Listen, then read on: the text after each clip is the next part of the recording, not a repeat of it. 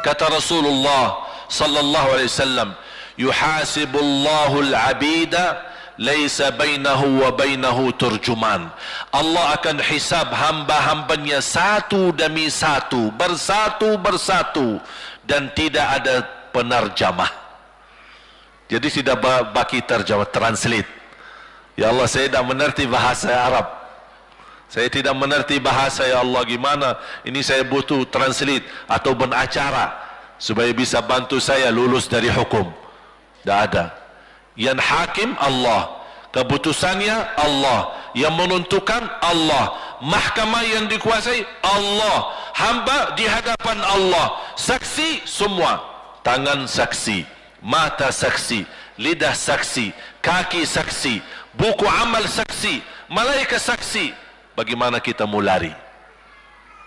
Ditanya oleh Allah, hei hambaku, ingat enggak di malam itu, di tempat itu, kamu berlakukan dosa itu? Seorang hamba yang masih memiliki iman, dia merasa dan ingat, dan dia merasa malu, dia tunduk kepalanya. Kata Allah, malu ya, malu. Tunduk, ya malu ya Allah, malu, malu. Dan subhanallah, tanda rahmat Allah, ketika Allah bertanya dengan kita, tidak ada orang lain yang bisa lihat. Supaya apa? Supaya hisab kita di antara kita sama Allah tidak terbocor kepada orang lain, supaya tidak malu sama orang lain. Allahu Akbar. Habis kita sudah laku diri, ya Allah, saya ingat dan saya rasa salah dan saya malu. Apa kata Allah? Waktu itu kamu lakukan dosa itu, aku tutupi. Aku tutupi. Tak ada yang tahu. Kita lakukan dosa ini udah sekian tahun, ada yang tahu enggak? Tak ada yang tahu. Karena kita lakukan di saat sembunyi. Kata Allah, di saat itu kamu lakukan dan kamu tahu itu dosa, tapi aku tutupi. Supaya kamu jangan menjadi malu di depan keluarga atau di depan sahabat. Aku tutupi. Dan aku sekarang sudah menutupi dosamu di dunia, dan sekarang aku hapuskan dan ampuni dosamu di akhirat. Allahu Akbar. Disitulah terasa anugerah ampunan Allah yang maha kuasa. Dan Allah di saat itu mampu menghukum kita. Dan kalau Allah menghukum kita, Allah tidak pernah menzalimi kita. Justru itu keadilan Allah. Tapi Allah tidak memperlakukan keadilannya, justru yang mendahulukan ampunan dan kasih sayangnya. Habis selesai hisab, harus semua tanpa kecuali liwati neraka Jahannam di atas sirat. Sirat yang panjang, yang kejam seperti pedang, yang tipis sampai tidak bisa dilihat oleh mata. Katanya tipisnya seperti, subhanallah, imam bisa jalan di atas rambutnya.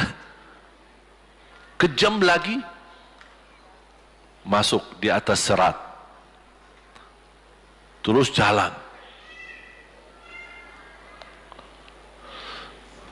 Di saat itu ada doa yang ia melamatkan kita sampai menuju surga.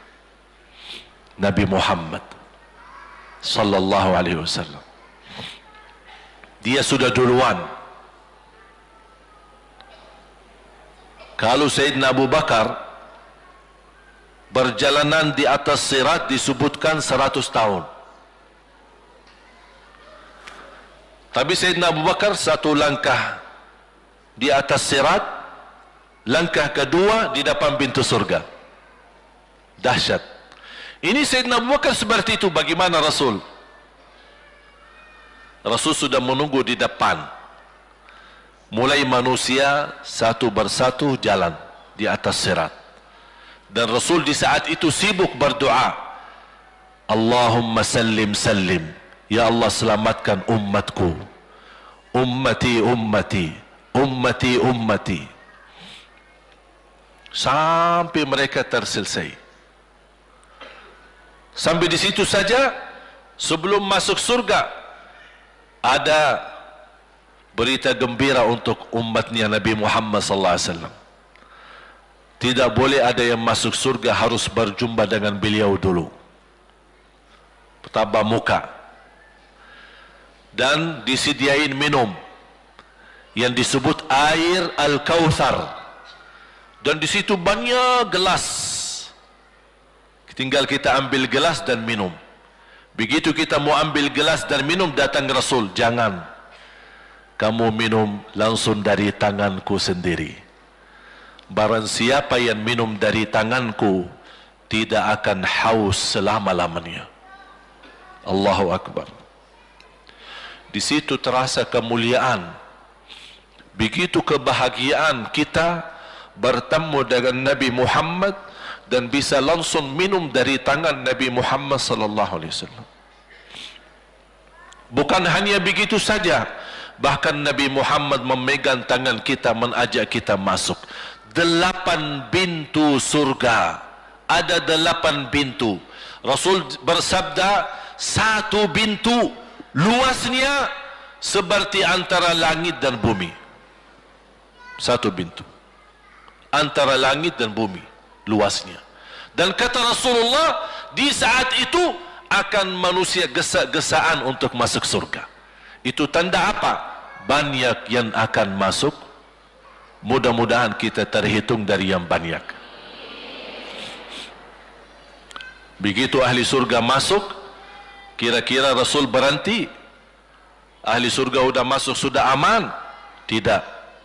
Rasul balik lagi, keluar dan menuju dari langkah sirat yang pertama, melihat ada enggak ternyata ada di antara umatnya yang tersisa, yang dosanya terlalu banyak, gesa-gesaan di jalan, merangkak di jalan sampai jatuh di dalam neraka. Rasul mana mereka? Masuk ke neraka. Kata Allah subhanahu wa ta'ala melihat keadaan Nabi Muhammad SAW. Apa yang dibutuhkan lagi? Kata Rasul, ya Allah, saya tidak akan puas masuk surga sampai hamba-hambamu yang ada di neraka, umatku, diselamatkan.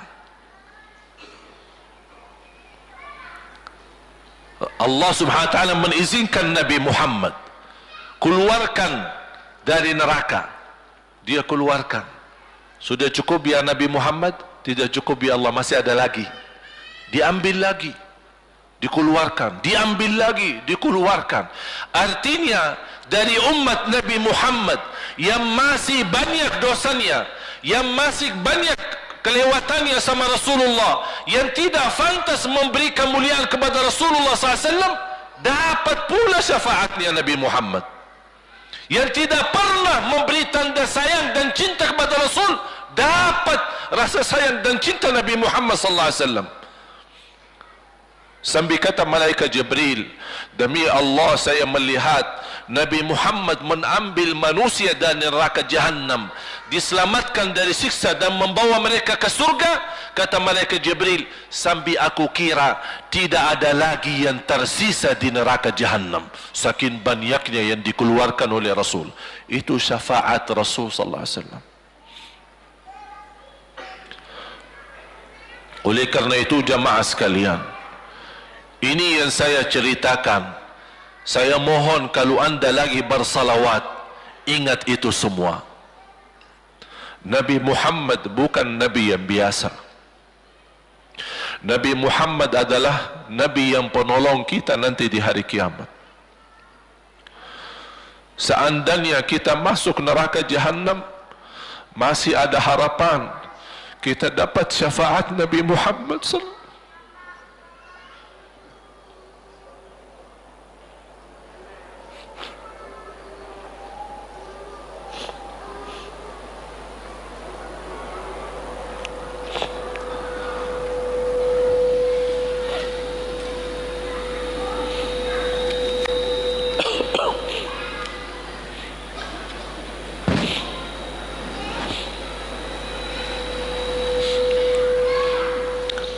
Dia masuk neraka saja dapat syafaat Rasul. Jadi sejauh mana kita bisa mencintai beliau, sejauh mana kita minat mempelajari kehidupan beliau, sejauh mana kita mengenal sunnah-sunnah beliau. Di zaman ini, umat yang paling bodoh terhadap beliau kita umat Islam. Kita umat Islam banyak hal yang tidak tahu tentang beliau, tidak tahu bagaimana perjuangan beliau, bagaimana doa beliau untuk kita, bagaimana kesedihan beliau kalau ada di antara kita yang kena musibah atau keburukan, apalagi masuk neraka. Siti Aisyah radhiyallahu anha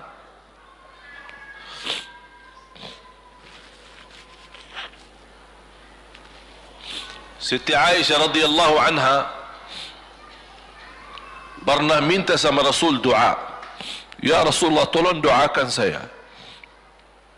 Rasul mendoakan, Allahumma ighfir li Aisyah ma taqaddama min dhanbiha wa ma ta'akhkhar, ma qaddamat wa ma akharat, wa ma asarrat wa ma a'lanat.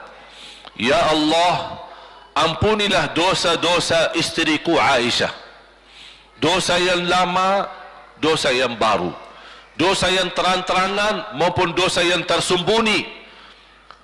Siti Aisyah mengaminkan doa Nabi Muhammad dan menangis dan bangga dan senang. Saking senangnya, saking bahagianya, dia tertawa sambil Rasul melihat Siti Aisyah. Senang wahai Aisyah? Apakah kamu senang dengan doaku? Kata Siti Aisyah, bagaimanakah aku tidak senang? Aku justru merasa bahagia dengan doamu untukku ya Rasulullah. Apa kata Rasul? Ketahuilah wahai Aisyah, ketahuilah doaku yang baru ini untukmu, itulah selalu doaku untuk umatku di setiap salat. Itu doa Nabi kita buat kita. Setiap beliau salat mendoakan kita, ya Allah ampuni dosa umatku, dosa yang lama, dosa yang baru, dosa yang sembunyi, dosa yang terang-terangan. Setiap salat itu doa Nabi kita, Nabi Muhammad SAW untuk kita semua. Apa yang diminta oleh Rasul? Rasul tidak minta banyak dari kita. Salah satu yang diminta oleh Rasul dan memohon, satu itu berbanyak, itu satu-satunya yang Rasul minta banyak. Selain itu Rasul tidak pernah minta banyak. Satu-satunya Rasul minta banyak. Apa? Salawatlah kepadaku, berbanyaklah salawat kepadaku. Mengapa Rasul minta berbanyaklah salawat kepadaku? Kenapa tidak minta amalan yang lain untuk dibanyakkan salawat atau amalan yang lain? Mengapa hanya salawat? Rasul berpesan berbanyaklah salawat kepadaku, karena Rasul tahu dengan kita berbanyak salawat kita akan dijamin dapat syafaat beliau, dan itulah beliau yang diinginkan. Bukan hanya dapat syafaat, bahkan Rasul sendiri bersabda, aqrabukum minni majlisan yaumal qiyamah, yang paling dekat kepadaku hari kiamat, yang paling banyak salawat kepadaku. Bahkan berita gembira bagi seorang hamba umat Nabi Muhammad SAW, akthiru alayya minas salati yaumal jumu'ati wa laylataha fa inna salatakum tablughuni haitsu kuntum. Ini keistimewaan khusus, kelebihan, amalan yang utama, bahkan yang terutama di hari Jumaat dan di malam Jumaat, fokus hanya bersalawat kepada Rasul. Mengapa? Karena Rasul yang berpesan, Rasul yang minta. Rasul berpesan, berbanyaklah salawat kepadaku malam Jumaat dan hari Jumaat. Mengapa ya Rasulullah khusus hari Jumaat dan malam Jumaat? Karena salawat kalian Allah sampaikan kepadaku. Kata guru saya, barang siapa yang ingin Rasul kenal dengan dia, berbanyaklah salawat kepada beliau, karena langsung nama kita akan sampai. Ya Rasulullah, ini salawat bapa dan ibu dari Bandung. Kan sampai. Ada riwayat, ada malaikat khusus tugasnya setiap kita bersalawat dibawa kepada Rasulullah sallallahu alaihi wasallam. Allahu akbar. Bahkan ada orang bertanya kepada guru saya, Syekh Muhammad Ibn Muhammad Ibn Mukhtar Asy-Syanqiti, dan beliau masih hidup. Subhanallah, ketika di salah satu pertanyaan di majlis ta'lim di Masjid Nabawi, ada orang bertanya, mana yang lebih diutamakan di hari Jumat? Banyak baca Quran atau banyak salawat? Kita milih yang mana? Beliau menjawab dengan jelas, dengan tegas, di hari Jumat dan malam Jumat lebih utama banyak salawat daripada banyak baca Quran. Mengapa? Karena kata beliau, karena itulah permintaan Rasul sendiri. Berbanyaklah salawat kepadaku di hari Jumat dan di malam Jumat. Dan banyak riwayat yang lain. Kalau saya sebutin manfaat, keutamaan salawat kepada Rasul, lebih daripada 100 manfaat. Menghilangkan kesusahan, memberi kemudahan lunasi hutang, menyembuh penyakit, menjamin ampunan dosa, mendapat 10 rahmat, mendapatkan syafaat Rasul, posisi kita semakin mulia. Setiap kali kita salawat semakin naik darajat kita. Barang siapa yang salawat kepadaku 10 kali, dapat 10 kebaikan, dapat 10 rahmat, dihapus 10 kejahatan, dan naik 10 darajat, dan di akhirat dapat syafaatku. Luar biasa. Hadis yang terakhir, Ubay bin Ka'ab radhiyallahu anhu berkata, ya Rasulullah, aku suka berdoa karena salawat, arti salawat adalah doa. Arti salawat doa. Ya Rasulullah, aku suka berdoa. Berapa dari doaku saya jadikan untukmu? Artinya berapa persen, ya? Kalau bahasa kita, berapa persen kira-kira? Kalau misal saya doa 10 menit, berapa menit untuk Rasul, dan yang sisanya buat aku. Contoh, aku kalau berdoa, ya Allah ampuni dosaku, ya Allah murahkan rezeki, sembuhkan penyakit, Allahumma salli ala Muhammad wa ala ali Muhammad. Berarti lebih banyak untuk diri kita, baru untuk Rasul. Sahabat itu, ya Rasulullah bertanya, ya Rasulullah, berapa bagian dalam doaku saya jadikan untukmu? Apa kata Rasul? Kata Rasulullah SAW, ma syi'ta wa in zitta fahuwa khairul lak. Ya terserahmu. Mau doa bagaimana untukku? Ya terserahmu. Tapi semakin banyak untukku, semakin banyak manfaatnya untukmu. Apa kata sahabat? Ya Rasulullah, saya akan jadikan separuh doaku hanya salawat kepadamu. Artinya kalau saya doa 10 menit, 5 menit salawat dan 5 menit doa untuk diriku sendiri. Apa kata Rasulullah? Terserahmu, wa in zitta fahuwa khairul lak. Kalau kamu berani tambah, itu jauh lebih baik untukmu. Tawar menawar sama Rasulullah SAW, sampai di ujung hadis beliau berkata, ya Rasulullah, saya janji doaku semuanya untukmu. Artinya apa?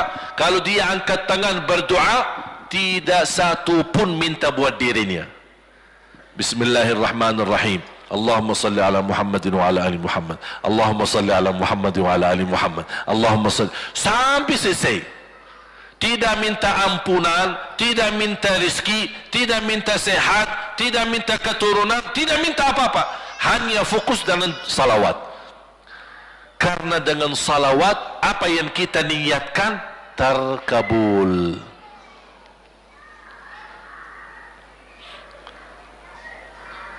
Saya dapat dari guru saya, Nanti saya akan ceritakan bagaimana cara berdoa. Kata sahabat, ya Rasulullah, saya akan jadikan doaku hanya salawat kepadamu. Apa jawab Rasulullah SAW? Idzan taf'al yukfa hammuk wa yughfaru dhanbuk wa tuqda hajatuk. Kalau kamu lakukan hanya doamu, hanya salawat kepadaku, akan dihilangkan segala kesusahan, diampuni segala dosa, dan dikabulkan segala hajat. Kata ulama, apa yang diharapkan oleh manusia?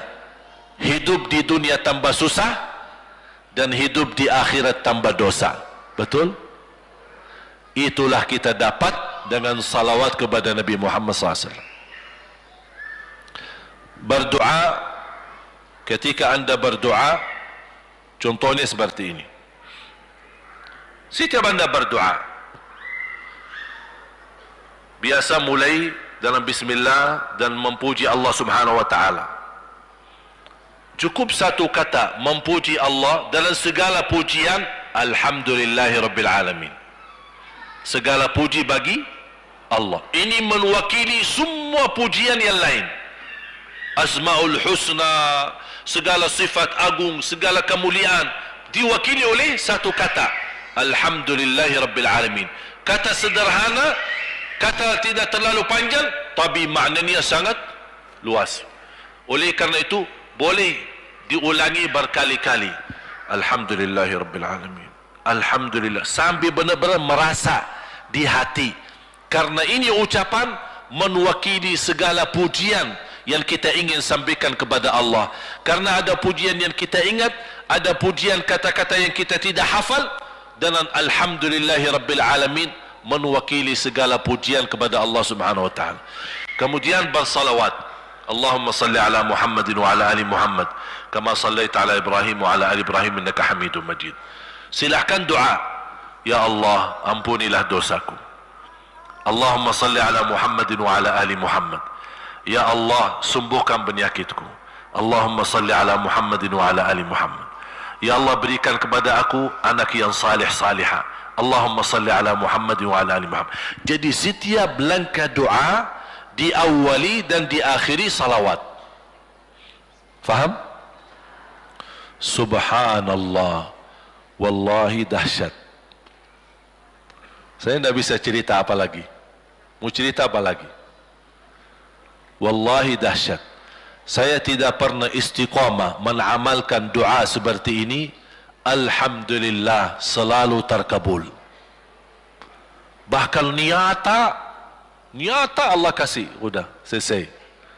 Wallahi jamaah sekalian, salawat kepada Nabi Muhammad bukan budaya, bukan kebiasaan, tapi amalan yang sangat manfaat buat keselamatan kita, kebahagiaan kita di dunia maupun di akhirat. Bahkan keselamatan buat anak kita, salawat kepada Nabi Muhammad SAW. Terakhir, sekali lagi, ketika anda bersalawat, apa yang saya cerita tadi, tolong dihadirkan dalam fikiran. Siapa Nabi Muhammad itu? Nabi Muhammad penolong kita di hari kiamat. Nabi Muhammad yang membawa syafaat untuk kita. Nabi Muhammad yang menunggu kita di surga. Nabi Muhammad yang membela kita di saat kita berdiri di hadapan Allah. Nabi Muhammad yang akan membantu mendoakan kita saat jalan di atas sirat. Nabi Muhammad yang mendampingi kita nanti ketika kita minum dari air Al-Kautsar. Nabi Muhammad yang menemani kita masuk ke dalam surga. Nabi Muhammad yang tidak pernah lupa sama kita. Makanya ketika anda bersalawat dan membawa perasaan dan membawa penghayatan ini, insya-Allah jemaah sekalian akan terasa, ya Allah, ternyata indahnya salawat kepada Rasul. Karena sudah kontak di hati. Apalagi kalau anda begitu salawat dan salam, Rasul jawab. Rasul jawab kita. Waalaikumsalam ibu. Tapi cuma kita tidak dengar. Dia dengar salawat kita, dia dengar salam kita, tapi kita tidak mendengar jawab beliau. Allahu Akbar. Wallahi kalau bisa kita rasakan, wallahi ibu bapa akan sendiri menangis tanpa merasa. Sendiri, kok tiba-tiba nangis? Kok tiba-tiba kok tidak bisa tahan diri? Karena Nabi Muhammad itulah yang semestinya sudah menguasai hati kita, sudah ada di hati kita, sudah mempenuhi rasa cinta di dalam hati kita. Makanya kata Rasulullah, tidak sempurna iman seorang sampai dia mencintaiku lebih dari ibunya, lebih dari bapaknya, lebih dari anaknya, lebih dari hartanya, bahkan lebih dari dirinya sendiri. Baru sempurna imannya. Bagaimana kita bisa mencapai kesempurnaan iman seperti ini?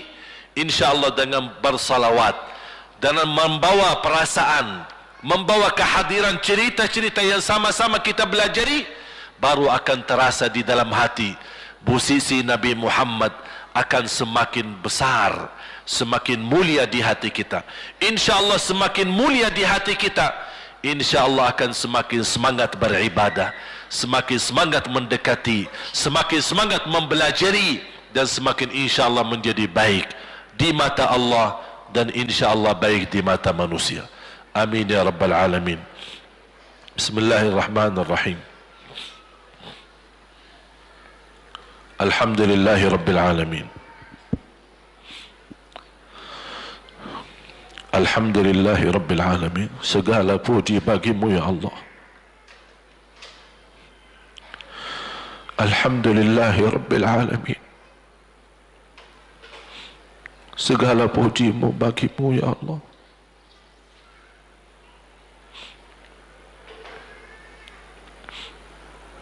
Alhamdulillahi awalan wa akhira.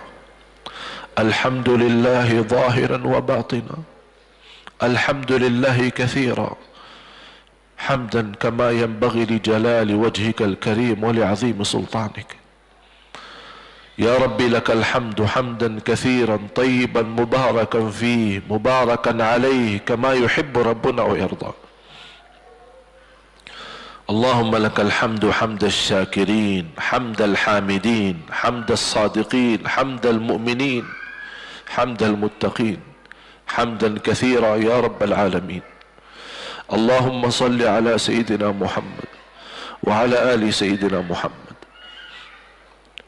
Allahumma ya Allah, berilah kepada kami petunjuk kepada jalan yang lurus. Allahumma salli ala Muhammad wa ala ali Muhammad. Hidupkanlah kami dalam keadaan iman, wafatkanlah kami dalam keadaan Islam. Allahumma salli ala Muhammad wa ala ali Muhammad. Akhiri hayat kami dengan husnul khatimah, husnul khatimah. Allahumma salli ala Muhammad wa ala ali Muhammad. Ya Allah, sucikan hati kami, bersihkan jiwa kami. Allahumma salli ala Muhammad wa ala ali Muhammad.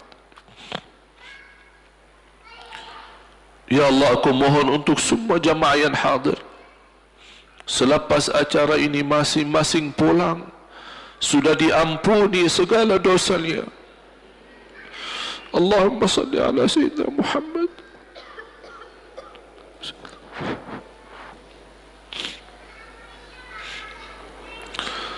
Ya Allah, jadikan kami ahlul Quran, penghafal Al-Quran, berakhlak akhlakul Quran. Allahumma salli ala Muhammad wa ala ali Muhammad. Ya Allah, bukakan bagi kami pintu taubatan nasuha ya Allah, agar kami mampu menjadikan sisa umur kami lebih baik, lebih mendekatkan diri kepadamu ya Allah, lebih istiqamah sampai akhir hayat. Allahumma salli ala Muhammad wa ala ali Muhammad. Ya Allah, berikan kepada kami rumah tangga sakinah mawaddah rahmah, suami istri yang baik, yang salih salihah. Jadikan suami kami imam yang membawa contoh yang baik, yang memimpin kami untuk ridhamu. Allahumma salli ala Muhammad wa ala ali Muhammad. Ya Allah, berilah kepada kami keturunan yang salih salihah. Allahumma salli ala Muhammad wa ala ali Muhammad. Jadikan anak kami ya Allah yang mampu menjaga nama baik keluarga kami. Allahumma salli ala Muhammad wa ala ali Muhammad. Ya Allah, jadikan anak kami yang membanggakan kami di hadapan-Mu hari kiamat. Allahumma salli ala Muhammad wa ala ali Muhammad. Ya Allah, jadikan anak kami anak berhafal Al-Quran dan berakhlak-akhlakul Quran. Allahumma salli ala Muhammad wa ala ali Muhammad.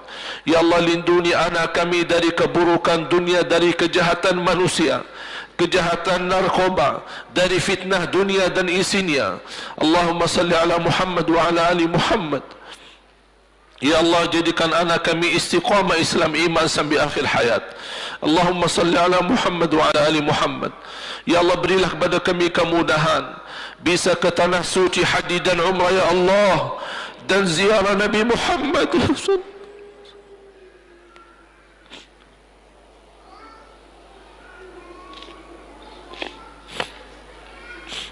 Ya Allah, walaupun banyak kekurangan kami, banyak kebodohan kami terhadap agama-Mu, banyak kelemahan kami, tapi kami sungguh sangat merindukan Nabi Muhammad. Ya Allah, kami sangat merindukan Nabi Muhammad. Kami sangat sayang dan cinta Nabi Muhammad. Walaupun amalan-amalan kami belum mencapai sunnah Nabi Muhammad.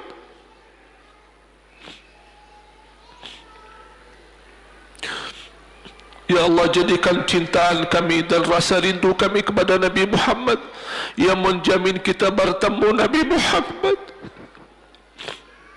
dan mencium tangan Nabi Muhammad dan minum air Al-Kautsar dari tangan Nabi Muhammad dan mendampingi Nabi Muhammad ke dalam surga. Ya Allah,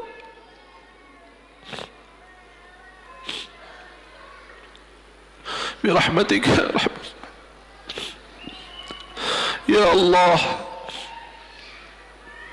tuliskan nama-nama kami di dalam takdir-Mu, hamba-hamba yang mendapatkan dan jaminan syafaat Nabi Muhammad. Jadikan kami ya Allah hamba yang mendapatkan syafaat Nabi Muhammad. Allahumma salli ala Muhammad wa ala ali Muhammad. Ya Allah, atas izin-Mu kami sama-sama berkumpul di masjid ini. Ya Allah, atas izin-Mu berilah kepada kami kemuliaan sama-sama jumpa lagi di dalam surga-Mu ya Allah bersama Nabi Muhammad sallallahu alaihi wasallam.